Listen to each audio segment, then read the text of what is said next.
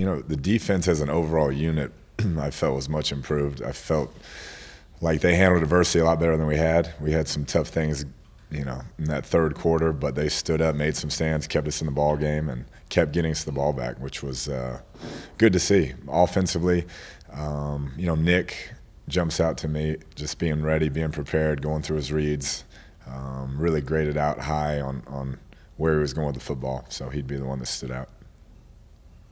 How did you feel about, after you go back and watch the film, about the shuffle with the offensive line and how that worked out there in the late third, fourth quarter? I think it got better. Still needs to be much improved going into this week. If we play that way this week, we won't fare very well. So that's been our emphasis with that unit, is to be tougher, be more physical, be better at our assignments.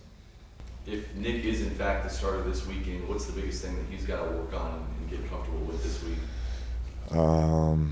Against this team, protecting the football, it's a team that they kind of force you into making mistakes. They don't make any mistakes. You got to earn every yard, every point. So we just really got to maximize our possessions and not turn the ball over. How much falls on the guys around him, the wide receivers, running backs, on kind of helping him ease into that potential first start if it is him? Yeah, I think you saw that last Saturday.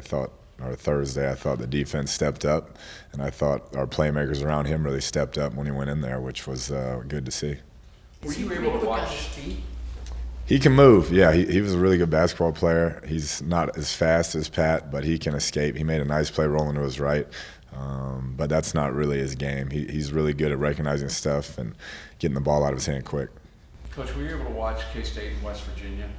A little bit, not a ton. I've seen the film. I didn't watch it live. I was kind of curious if you had the opportunity to watch it live, and when you watch it on film, how different of an experience that is for you. Yeah, when you watch a game live, you can't really see. At least I can't see what's going on at all. I just kind of watch it like a fan and watch the ball and where it goes and listen to the commentators. So when you watch the film, you can see the different angles and break it down from different views, and so I approach that a lot differently. Commentators probably don't tell you anything that you don't really already know, right? They tell me everything. They seem to know it all. So.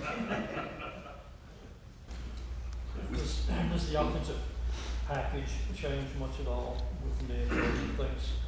What does he maybe do well that you'll try to cater to? Yeah, I think, like I mentioned, he gets the ball out quick, does a good job of reading defenses, getting good pre-snap recognition, and he throws a very accurate pass, as you saw last Thursday. But he gets a lot of the reps every week of our package and what we're doing, and so we won't hold anything back. Any idea yet on who would be the